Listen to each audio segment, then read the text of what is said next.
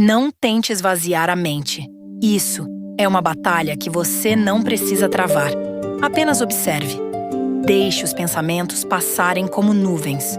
Deixe os sons ao redor existirem sem lutar contra eles.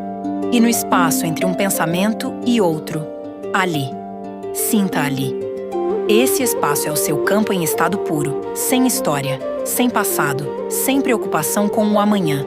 Apenas presença, apenas frequência limpa, aberta, receptiva.